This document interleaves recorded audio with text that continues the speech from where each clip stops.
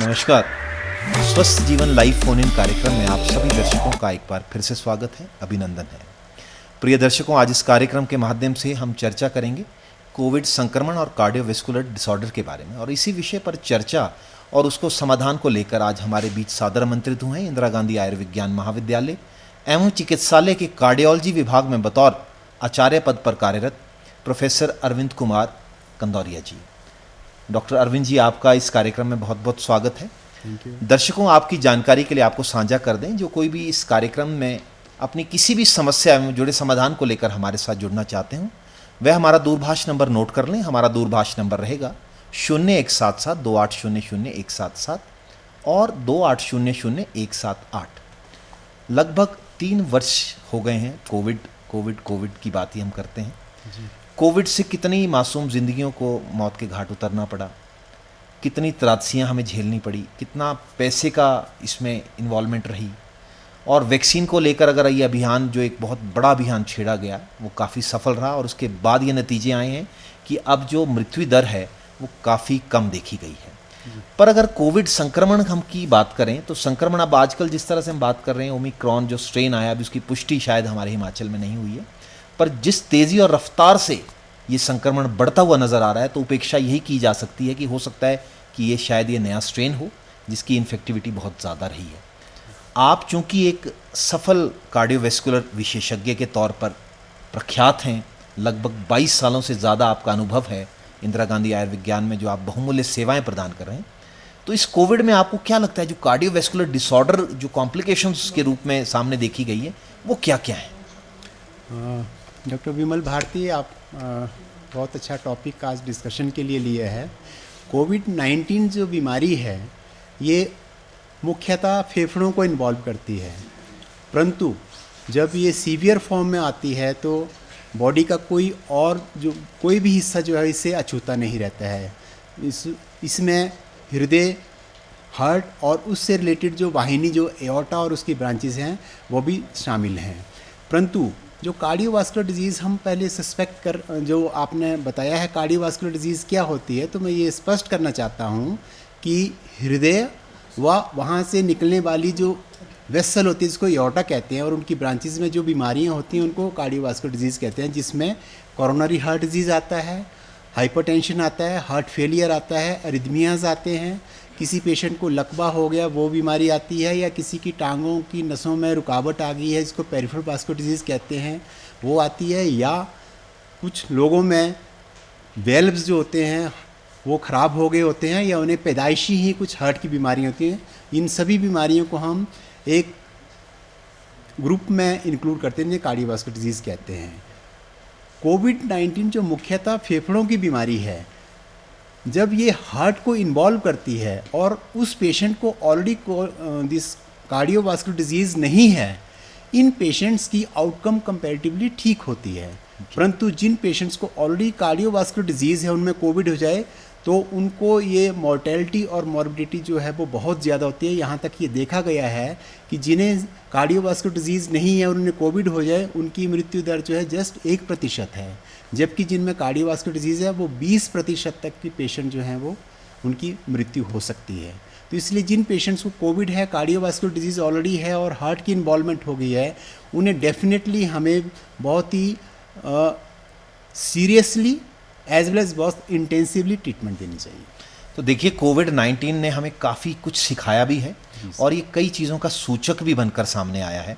जैसे कि हम लाइफस्टाइल मॉडिफिकेशन की बात करते हैं कि आपका जीवन शैली जो है वो बिल्कुल स्वस्थ रहना चाहिए, तनाव रहित रहने चाहिए, आप बैलेंस डाइट होनी चाहिए। जिस भी स्पेशलिटी की बात करें, जिस भी स्पेशलिटी से हम चर्चा करते हैं, तो वो लाइफस्टाइल पे बहुत ही ज़्यादा महत्व और तवज्जो देते हैं।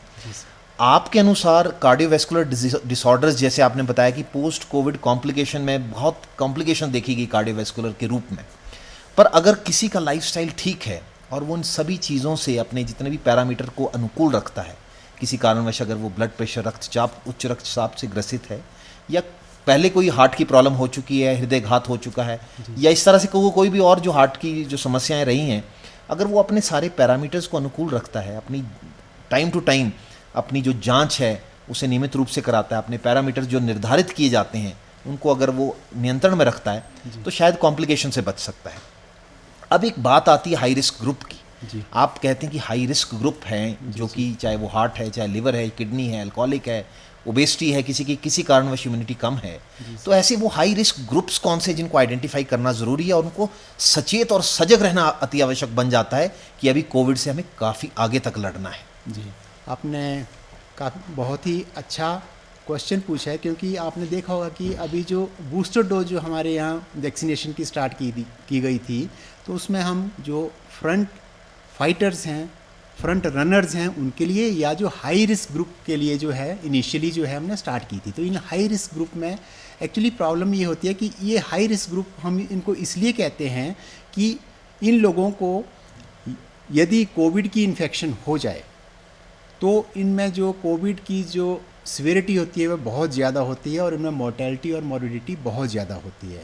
तो इस ग्रुप में जो व्यक्ति 60 साल या उससे ज़्यादा इसकी आयु हो, कार्डियोवास्कुलर डिजीज़ जो ऑलरेडी मैंने डिस्कस की है वो हों, या एसोसिएटेड इन मरीजों में डायबिटीज़ मेलाइटिस हो, इम्यूनो कॉम्प्रोमाइज्ड हों जिनमें किसी में कैंसर की बीमारी है, या किसी में HIV या एड्स की बीमारी है, या किसी में लीवर, किडनी या लंग्स की बीमारी है, या कोई इम्यूनो कॉम्प्रोमाइज्ड पेशेंट है जो दवाइयाँ ले रहा है, जैसे स्टीरॉइड्स ले रहा है या मेथोट्रेक्सेट ले रहा है, या कुछ बीमारियाँ ऐसी हैं जैसे ओबेसिटी है, स्मोकिंग है, प्रेगनेंसी है, या कुछ पेशेंट्स जो पोस्ट ट्रांसप्लांट पेशेंट्स हैं जिनको हृदय ट्रांसप्लांट हुआ है, जिनका लीवर ट्रांसप्लांट हुआ है, किडनी ट्रांसप्लांट हुआ है, लंग ट्रांसप्लांट हुआ है या बोन मैरो ट्रांसप्लांट हुआ है, ये हाई रिस्क पेशेंट्स हैं। इन पेशेंट्स को डेफिनेटली कोविड से बचने के लिए हर कुछ करना चाहिए ताकि इनको कोविड की बीमारी ना हो, क्योंकि इन्हें अगर कोविड की बीमारी हो तो इनमें मोस्ट लाइकली मॉडरेट, सीवियर या क्रिटिकल इलनेस होती है जिससे इनकी मोर्टेलिटी बहुत होती है। जी, तो चलिए ये समझना भी अति आवश्यक बन जाता है। आपने कहा कि माइल्ड, मॉडरेट और सीवियरिटी भी हमने डिफाइन किया है। जी सर। जब तक अभी इस कोविड पे काफ़ी शोध अभी होना बाकी बचा है, काफ़ी आंकड़े हमारे को एज अ अनुभव के तौर पे हमारे सामने भी हैं, आगे और भी शोध इसमें अभी सामने आएंगे, पर जो ये वैक्सीनेशन, मास वैक्सीनेशन हुई, इसका सच में अभी तक देखा जाए तो बहुत ही महत्वपूर्ण योगदान रहा है। कितनी ज़िंदगियां जो है वैक्सीनेशन के बाद बची हैं, और अमूमन अब तो भारतवर्ष में और अगर हम हिमाचल की बात करें तो लगभग दूसरा डोज भी लगभग सभी को लग चुका है। अब बूस्टर की जो बात कर रहे हैं वो भी फेज मैनर में सभी को लगता जा रहा है। डॉक्टर साहब, अभी भी कोविड के जो केस आ रहे हैं, आपको लग रहा है कि जैसे अभी एक वेव अभी आप देख रहे हैं हाल ही में कि एक दोबारा से स्प्रेड हुआ है कि कोविड के काफ़ी केसेस जो अब IGMC में भी आपके और काफ़ी और दूसरे हॉस्पिटल्स में भी, तो वो माइल्ड टू मॉडरेट सिम्टम वाले ही एडमिट हो रहे हैं, और कई जो मेजॉरिटी में पेशेंट्स हैं हो सकता है कि उनको कोविड हो गया हो या कोई लक्षण हो गए हो जो कि माइल्ड ही रहे हों, उन्हें पता ना लगा हो, पर फिर भी अभी भी हमें बचाव रखना है। तो कैसे हम होम आइसोलेशन पे हम अपने आप की देखभाल, अपने अभिभावकों की या अपने कोई नज़दीकी में जिसको कि कोविड से जो संक्रमित हो गया है, उन्हें क्या क्या पैरामीटर्स जानना अति आवश्यक बन जाता है कि वो अपनी देखभाल घर में ही कर सकें, और कब वो टाइम आए कि जब वो मिक्सिंग कर सकते हैं या किसी में जैसे अपना ऑफिस से कभी ऑफिस ज्वाइन कर सकते हैं, दोबारा ज्वाइन कर सकते हैं, उस दौरान आपको क्या क्या एहतियात बरतने की आवश्यकता रहती है? जी, होम आइसोलेशन यूजुअली हम उन पेशेंट्स को कहते हैं जो कि जिनका टेस्ट ट्रू नाट टेस्ट जो है या रेड टेस्ट पॉजिटिव है, परंतु वो एसिम्प्टोमेटिक हैं, उनकी सेचुरेशन मेंटेन्ड है, उनमें कोई सांस लेने की डिफ़िकल्टी नहीं है, या जो माइल्ड डिजीज़ है जिनमें सेचुरेशन 94% से ज़्यादा है, रेस्पिरेटरी रेट जो है वो 24 से कम है प्रति मिनट, या उनमें सांस लेने में कोई दिक्कत नहीं, तो इन पेशेंट्स को हम होम आइसोलेशन के लिए कहते हैं। होम आइसोलेशन मीन्स कि इन्हें एक अलग कमरे में रहना है, इनको 3 W फॉलोज करने हैं, that is watch your distance, meaning thereby जब घर के और सदस्यों से इनका जो सोशल डिस्टेंसिंग जो है मिनिमम 2 मीटर होनी चाहिए, इनको मास्क घर में भी पहनना है। तीसरा W जो है, इनको फ्रीक्वेंटली अपने हाथ जो है वो साबुन लगा के पानी से धोने हैं या सैनिटाइज़र यूज़ करना है। इसके अलावा इन पेशेंट्स को प्रेफरेबली सेपरेट रूम में रखना है, घर के बाकी सदस्यों ने भी मास्क पहनना है, इनको टॉयलेट जो है वो सेपरेट यूज़ करना है, टॉयलेट के बाद जो है वो प्रॉपर सैनिटाइजेशन करनी है। इसके अलावा इनको डेली अपनी सेचुरेशन जो है सुबह शाम देखनी है, जो कि 94% से ऊपर होनी चाहिए, सांस लेने में कोई दिक्कत नहीं होनी चाहिए, टेम्परेचर नहीं होना चाहिए। इसके अलावा इन पेशेंट्स को हम तो यही एडवाइस करते हैं कि घर में ही उसी कमरे में ही 6 मिनट वॉक करिएगा, और 6 मिनट वॉक करने से पहले और 6 मिनट की वॉक करने के बाद अपनी सैचुरेशन देखिएगा। अगर सैचुरेशन में 5% से ज़्यादा फॉल है तो that is an alarming sign. और इन्हें ये भी देखना है कि इनका जो टेम्परेचर जो है वो 5 दिन या उससे ज़्यादा देर तक चलता है, खांसी जो है वो प्रोडक्टिव खांसी हो गई है, तो these are the warning signals. और इनकी अगर सैचुरेशन जो है वो कम हो रही है या इनकी जो सांस लेने में दिक्कत आ रही है तो इनको अपने डॉक्टर से सलाह मशवरा करना चाहिए। इसके अलावा इनको प्रॉपर हाइड्रेशन, पानी जो फ्रीक्वेंटली लेना चाहिए, जूसेस फ्रीक्वेंटली लेने चाहिए, सूप फ्रीक्वेंटली लेने चाहिए, डाइट जो है वो अच्छी डाइट होनी, पौष्टिक डाइट आहार लेना चाहिए और इनको अपने डॉक्टर के कांटेक्ट में अवश्य रहना चाहिए। इसके अलावा इनके घर वालों का भी फर्ज बनता है कि इनके साथ कांटेक्ट जो है वो फ़ोन पे करते रहें ताकि उनमें कोई नेगेटिव थिंकिंग ना आए, क्योंकि ये एक ऐसी बीमारी है, एक किस्म का सोशल स्टिग्मा लग जाता है कि इसको कोविड हुआ है, अलग कर दिया, इससे पता नहीं क्या बीमारी हो गई है, तो इसमें नेगेटिव थिंकिंग आने के पूरे चांसेस है। तो घर वालों को मोबाइल फ़ोन से, दूसरे फ़ोन से या वीडियो कॉन्फ्रेंसिंग थ्रू इनके कांटेक्ट में रहना चाहिए और इनका हाल भी पूछते रहना चाहिए और इनको उत्साहित भी करते रहना चाहिए कि ये बीमारी जो है वो इतनी ख़तरनाक नहीं है, आप में तो जस्ट माइल्ड सी फॉर्म की बीमारी है, वो आप ठीक हो जाएंगे। तो चलिए, जिस तरह से डेल्टा में काफ़ी त्रासदियाँ देखी गई, काफ़ी मौतें देखी गई, अब अगर नया स्ट्रेन की भी बात करें या इसके बाद भी कोई नया स्ट्रेन आ जाए तो वो सारे प्रिकॉशन जो आपको बताए गए हैं उनको फॉलो करें, अगर आप उनको अगर अमल में लाएं तो आपकी ट्रांसमिशन की जो कड़ी है उसको आप ब्रेक कर सकते हैं। डॉक्टर साहब, WHO तो ये भी पुष्टि करता है कि जो ये नया स्ट्रेन है अभी सिंपल फ्लू की तरह इसको ट्रीट करें, इसमें ज़्यादा पैनिक करने की ज़रूरत नहीं है, ज़्यादा घबराने की ज़रूरत नहीं कि माइल्ड जैसे पहले सर्दी जुकाम बुखार हुआ करते थे और भी पैरा इन्फ्लुएंजा वायरस या सीजनल वायरस इन्फ्लुएंजा वायरसेस होते थे, तो अब उसी की तरह ये कोविड भी जो है कई बार अक्सर पेशेंट्स में देखा गया कि 2-3 दिन का हल्का सा गले में खराश या हल्का सा सिर दर्द या बॉडी में कोई आप पेन की शिकायत करते हैं और हल्का सा बुखार, और अगर वो टेस्ट कराने जाता है तो वो जो आप रैपिड एंटीजन टेस्ट करते हैं उसी में उसकी पुष्टि हो जाती है कि ये पॉजिटिव निकल आया। अक्सर हॉस्पिटल में ऐसा भी देखा गया कि नंबर ऑफ पेशेंट्स आपके जो बड़े हैं, आंकड़ा ये भी बताता है कि वो डायरेक्टली कोविड के लिए नहीं आए, किसी कारणवश वो किसी डिपार्टमेंट में भी किसी भी समस्या को लेकर आए, कोई सर्जरी के लिए आए, कोई आपको हार्ट दिखाने आए या कोई किडनी से रिलेटेड आया, तो अब अस्पतालों में मैंडेटरी कर दिया कि आप कोविड का टेस्ट कराएं और उसमें उनकी पुष्टि पाई गई कि ये पॉजिटिव आ गया और उनको आइसोलेशन में रख दिया गया। वहाँ कई मरीजों में ये सीरियसनेस देखी गई कि कोविड के कारण नहीं हुई, पर वो जो दूसरी बीमारी जिसके कारण आए थे वहाँ उनको आघात ज़्यादा पहुँचा और वहाँ मृत्यु का वो कारण बने। तो क्या डायरेक्टली कोविड से मौतें हो रही हैं या जो ये कोमॉर्बिडिटी है ये मौत का कारण बन रही है? जी, कोविड का सर्वप्रथम ये है कि कोविड का अटैक जब पेशेंट को होता है तो हम उसकी सीवियरिटी देखते हैं डॉक्टर साहब। उस सीवियरिटी में जो एसिम्प्टोमेटिक है, माइल्ड है, उससे जो है इनवेरिएबली मोर्टेलिटी जो है वो ऑलमोस्ट नील है।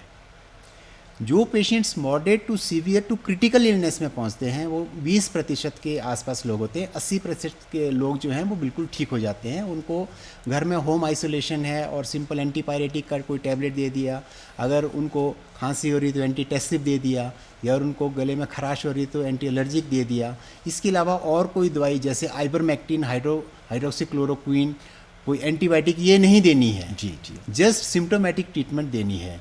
परंतु जिनको मॉडरेट टू सीवियर हुआ है उनमें अक्सर ये देखा गया कि उनकी जो बाकी सिस्टम भी इन्वॉल्वमेंट आने शुरू हो गए, और बाकी सिस्टम इन्वॉल्वमेंट आने के साथ जो है उन सिस्टम्स की जो डिसफंक्शन आ जाता है उसके कारण इन पेशेंट्स की मौत हो रही है। हाँ, जिन पेशेंट्स में लंग इन्वॉल्वमेंट इतनी ज़्यादा है, जैसे किसी पेशेंट का more than 50% of lung involvement हो गई है, उनमें डेफिनेटली मोर्टेलिटी के कारण लंग का डिसफंक्शन होना भी है। परंतु कुछ पेशेंट्स में लंग इन्वॉल्वमेंट लेस देन 50% है पर उनमें हार्ट इन्वॉल्वमेंट आ गया हुआ है, जैसे मायोकार्डाइटिस हो गई है, हार्ट इंजरी हो गई है, एक्यूट कोरोनरी सिंड्रोम हो गया हुआ है, हाइपरकोगुलेबल स्टेट हो गई हुई है, या मायोकार्डाइटिस हो गई है, या उसमें एरिथमियाज आ गए हुए हैं, तो उसके कारण भी उनकी डेथ हो सकती है। कुछ पेशेंट्स ऐसे भी देखे गए हैं कि जी हाइपरकोगुलेबल स्टेट ऐसी है कि पेशेंट्स की टांग की जो गंदे खून की नस वेन्स होती हैं उनमें क्लॉट जम जाता है, और क्लॉट वहाँ से कई बार वो टांग में ही रहता है, तो टांग में दर्द हो सकती है, स्वेलिंग हो सकती है, परंतु कई बार वहाँ से डिसलॉज होकर ये फेफड़ों में पहुँच सकता है पल्मोनरी आर्टरी के थ्रू, जो कि एक बहुत ही खतरनाक बीमारी है जिसको पल्मोनरी थ्रोम्बोएम्बोलिज्म कहते हैं। अगर ये बड़ा क्लॉट जो फेफड़ों में पहुँच जाए तो उसके कारण क्या होता है कि पल्मोनरी आर्टरी से लंग्स में ब्लड नहीं जाता है, और राइट साइड का हार्ट जो वो फेल हो जाता है और पेशेंट जो है immediately can collapse also. Similarly अगर ये क्लॉटिंग जो है हार्ट की आर्टरीज में हो जाए तो पेशेंट को बड़ा हार्ट अटैक हो सकता है, उसके कारण जो है पेशेंट की डिमाइस हो सकती है। और कुछ पेशेंट्स में ये अगर दिमाग में हो जाए तो उसको कॉर्टिकल वीनस थ्रोम्बोसिस बोलते हैं, और या इन पेशेंट्स की आर्टरीज में अगर दिमाग में ये क्लॉट चला जाए तो पेशेंट को पैरालिसिस भी हो सकती है, पेशेंट अपाहिज भी हो सकता है। तो हर पेशेंट्स की जो मृत्यु है जो फेफड़ों के इन्वॉल्वमेंट के कारण ही नहीं है, बाकी सिस्टम्स की इन्वॉल्वमेंट के कारण भी है। स्पेशली जो क्रिटिकली इल पेशेंट्स हैं उनमें सेप्टिक शॉक भी हो सकता है, उनमें पेशेंट्स का रेस्पिरेटरी फेलियर भी हो सकता है, उनमें मल्टी ऑर्गन डिस्फंक्शन भी हो सकता है कि डिफरेंट ऑर्गन जो हैं वो काम नहीं कर रहे हैं, गुर्दे काम नहीं कर रहे हैं, हार्ट काम नहीं कर रहा है, फेफड़े काम नहीं कर रहे हैं, दिमाग काम नहीं कर रहा है, तो उसको मल्टी ऑर्गन डिस्फंक्शन कहते हैं। तो उनके कारण पेशेंट्स की मृत्यु हो सकती है। तो डॉक्टर साहब आपके द्वारा मैं एक संदेश ये भी दर्शकों को देना ज़रूर चाहूँगा। कई दर्शकों में अभी भी ये मिथ है कि हार्ट की दवाइयों या हार्ट की ट्रीटमेंट पे वो चल रहे हैं, कुछ ब्लड थिनर्स ले रहे हैं, कुछ एंटी कोआगुलेशन पे हैं, वो बोलते हैं कि हमें वैक्सीन नहीं लगाना, इसका दुष्परिणाम ज़्यादा हो सकता है। तो आपका क्या मानना है कि वैक्सीन लगाना ऐसे मरीजों में जो कि ब्लड थिनर्स पे हैं या एंटी कोआगुलेशन पे, उनको लगाना अनिवार्य बन जाता है अगर उनको प्रोटेक्टेड रहना है या नहीं? जी, आपने ये क्वेश्चन जो है, हमारे बहुत से मरीज आते हैं कि हमें वैक्सीन लगवानी है कि नहीं है, कि हम ब्लड थिनर ले रहे हैं, हम एंटी कोआगुलेंट्स ले रहे हैं। मेरा सभी बहन भाइयों से यही प्रार्थना है जो हृदय रोग से ग्रसित हैं और वो ट्रीटमेंट ले रहे हैं, चाहे वो एंटी प्लेटलेट्स ले रहे हैं जिसमें एस्प्रिन या क्लोपिडोग्रेल है, या वो एंटी कोआगुलेंट जिसमें बारफरिन, एसिट्रोम या नोएक्स ले रहे हैं, उनको वैक्सीनेशन ज़रूर लगवानी है। मेरा फील्ड में जो डॉक्टर भाई बहनें जो काम कर रहे हैं उनसे भी ये रिक्वेस्ट है कि जो पेशेंट ऐसा अगर वैक्सीनेशन के लिए आता है उन्हें कृपया आप टर्शरी हेल्थ केयर सेंटर में मत भेजिए, अपने वहाँ पर इनको डेफिनेटली वैक्सीन लगवाइए। एक सिंपल सा एग्जांपल मैं देना चाहूँगा कि जिन पेशेंट्स में जैसे किसी हार्ट के वेल्व्स में तंगी है, उनकी रिदम में एबनॉर्मेलिटी है या हार्ट में क्लॉट है, स्वयं रिदम डिस्टर्बेंस, जिसको एट्रियल फिब्रिलेशन कहते हैं, उनको हम एंटी कोआगुलेंट्स देते हैं ताकि वो क्लॉट हार्ट में ना बने। या कुछ पेशेंट्स की जिनमें बाईपास सर्जरी हो चुकी है या जिनमें स्टेंटिंग, एंजियोप्लास्टी और स्टेंटिंग होके हार्ट डिजीज़ को हमने ठीक किया, उनको हम एंटी प्लेटलेट्स दे रहे हैं। तो इन पेशेंट्स में स्पेशली जिन पेशेंट्स का वेल्व चेंज हो गया हुआ है या जिनके वेल्व तंग हैं, एट्रियल फिब्रिलेशन, उनको हम एंटी कोआगुलेंट्स दे रहे हैं। तो इन पेशेंट्स को हम पेनिड्यूरा इंजेक्शन देते हैं, और पेनिड्यूरा इंजेक्शन जो देते हैं बहुत मोटी नीडल से देते हैं जिसका गॉज जो है 16 से 18 के बीच में होता है, अदरवाइज़ वो जो है इंजेक्शन जम जाता है। अगर हम एंटी कोआगुलेंट्स में वो इंजेक्शन इन पेशेंट्स को दे पा रहे हैं और वो पेशेंट्स में कोई कॉम्प्लिकेशन नहीं हो रही है, तो ये वैक्सीनेशन वाली जो सुई है इसका गॉज तो बहुत ही छोटा होता है। तो मेरा फील्ड वाले डॉक्टर बहन भाइयों से यही अनुरोध है कि कृपया जो पेशेंट्स एंटी प्लेटलेट्स या एंटी कोआगुलेंट्स पे हैं और उनको वैक्सीनेशन लगनी है, उनको कृपया अपने सेंटर पे वैक्सीनेशन दीजिएगा। आप पेशेंट को ऑब्जर्व करते हैं इंजेक्शन के बाद आधे घंटे के लिए, इन पेशेंट्स को 1 घंटे के लिए ऑब्जर्व कर लीजिएगा। एट दी मैक्सिमम इनको जहाँ पर इंजेक्शन लगा वहाँ पर थोड़ी सी स्वेलिंग हो सकती है, परंतु वो स्वेलिंग से कोई पेशेंट को नुकसान नहीं होगा, रादर पेशेंट को जो वैक्सीनेशन है उससे डेफिनेटली फ़ायदा होगा। और आपने बहुत ठीक कहा है कि जिन पेशेंट्स को दोनों डोजेज लग चुकी हैं, इवन बूस्टर भी लग चुका है, या तो इन पेशेंट्स को ये कोरोना इन्फेक्शन नहीं हो रही है, या जिनको हो रही है बहुत ही माइल्ड फॉर्म में हो रही है जिसे हम एसिम्प्टोमेटिक या विद माइल्ड डिजीज़ बोलते हैं, और उसमें पेशेंट जो अपने इलाज में वो घर बैठे बैठे ही कर पा रहा है। तो चलिए, वैक्सीनेशन एक बहुत ही सुरक्षा कवच के तौर पर हमें प्रदान हुआ है जी, और काफ़ी मासूम जिंदगियां जो कोई कोमॉर्बिड वाले भी थे उनमें भी आघात जो है बहुत कम देखा गया वैक्सीनेशन के बाद। पर लोग ये बोलते हैं कि वैक्सीनेशन के बाद भी कोविड हो गया। तो आप वैक्सीनेशन तो आपकी इम्यूनिटी को डेवलप कर रही है, आपके नाक या मुंह को तो बंद नहीं कर रही, उसको तो आपको स्वयं बंद करना है, ट्रांसमिशन को रोकना है। तो जितने भी नियम टाइम टू टाइम बताए जा रहे हैं उनको अगर अमल में लाएं, वैक्सीनेशन का ज़्यादा से ज़्यादा प्रचार करें और सभी को ये हिदायत दें कि वैक्सीनेशन अपने आप फुल वैक्सीनेशन करें, तो कोविड से आप मतलब आघात से बच सकते हैं। माइल्ड कोविड रहेगा, उसमें आपको कोई चिंता की ज़रूरत नहीं है। हाँ, जागरूक रहने की ज़रूरत है। जो आपने सिम्टम्स बताएं उनका अगर आप सही समय पे अगर उन पे पालन करते हैं या कोई रेड फ्लैग साइंस हैं तुरंत आप डॉक्टरी परामर्श लेते हैं, तो आपको कोई भी चिंता की आवश्यकता नहीं है। पिछले कोविड के सिनेरियो में अक्सर ये भी देखा गया कि कई दवाइयाँ, जैसे कई हाई-फाई दवाइयाँ भी आईं, कुछ एक इंजेक्शन के तौर पे भी आईं, कुछ एक जैसे रेमडेसिविर भी आया, टोसिलिजुमैब भी आया, कई ब्लैक में भी बिका, और कई स्टेरॉयड भी आए, कई फिर वो ऑक्सीजन की भी प्रचार हुए कि उससे दूसरी फंगल इन्फेक्शन भी हो गया, कई एंटीबायोटिक्स का भी लोग सेवन करना शुरू कर दी। तो आज के सिनेरियो में आपका क्या मानना है कि माइल्ड डिजीज़ में कोई भी दवा लेने की ज़रूरत है या नहीं? जो माइल्ड डिजीज़ है उसमें जस्ट सिम्टोमेटिक ट्रीटमेंट लेनी है। अगर इसको बुखार हो रहा है पैरासीटामोल लीजिएगा, वो भी डॉक्टरी परामर्श पर। किसी गले में खराश है उसे एंटी एलर्जिक लीजिएगा डॉक्टरी परामर्श पर। किसी में खांसी हो रही है वो नहीं रुक रही है तो एंटीटसिव्स डॉक्टर के कहने पे लीजिएगा। परंतु कुछ लोग जो पहले आइवरमेक्टिन, हाइड्रोक्सीक्लोरोक्विन और एंटीबायोटिक्स खुद शुरू करते थे, वो दवाइयाँ नहीं लेनी। उन दवाइयों का रिसर्च में पाया गया उन दवाइयों का कोई रोल नहीं है। हाँ, जिन पेशेंट्स को मॉडरेट टू सीवियर डिजीज़ है उनमें कुछ दवाइयाँ जो हैं जो लाइफ सेविंग है, जिसमें स्टेरॉइड्स हैं, एंटीकोआगुलेंट्स हैं और कुछ एंटीवायरल ड्रग्स हैं, जिनसे डेफिनेटली पेशेंट्स की जो है रेमडेसिविर है, टोसिलिजुमैब है और कुछ एंटीबॉडी कॉकटेल्स हैं, उनमें डेफिनेटली पेशेंट्स को जो है इस बीमारी से बचाया जा सकता है। और इनका इफ़ेक्ट इस बीमारी में डेफिनेटली है, तो वो डॉक्टरी परामर्श या डॉक्टर द्वारा ही शुरू जब की जाए तभी ही लेनी चाहिए, अपने घर में कभी नहीं लेनी। तो चलिए आपसे एक बड़ा इंपॉर्टेंट संदेश लेना चाहेंगे कि किसी कारणवश कोई हार्ट की प्रॉब्लम से ग्रसित है। सबसे कॉमनेस्ट तो आजकल हाइपरटेंशन, उच्च रक्तचाप है। दूसरा, जिस तरह से स्मोकर और अल्कोहल में आप इंडल्ज हुए में आपको हार्ट रिलेटेड जो मायोकार्डियल इंफार्क्शन है, कॉरोनरी वेस्कुलर डिजीज़ है, वो भी ज़्यादा आपको देखी जाती है। तो एक स्वस्थ हार्ट रखने के लिए संक्षिप्त में आपको किस तरह का जीवन शैली और किस तरह का खान पान की ज़रूरत पड़ती है? जी, इसे हम लाइफस्टाइल मॉडिफिकेशंस कहते हैं। लाइफस्टाइल मॉडिफिकेशंस जब मनुष्य 35 साल या उससे ज़्यादा उम्र का हो जाता है, या फीमेल्स भी 40 साल या उससे ज़्यादा उम्र की हो जाती है, उनको लाइफस्टाइल मॉडिफिकेशंस अपनानी है, चाहे उन्हें कोई बीमारी है या नहीं है। ये नहीं है कि जिसे बीमारी है उसे ही लाइफस्टाइल मॉडिफिकेशंस अपनानी है, नो, ये दोनों को अपनानी है, चाहे बीमारी से ग्रस्त है या नहीं है। तो इसमें सर्वप्रथम ये है कि one should achieve and attain ideal body weight and maintain that.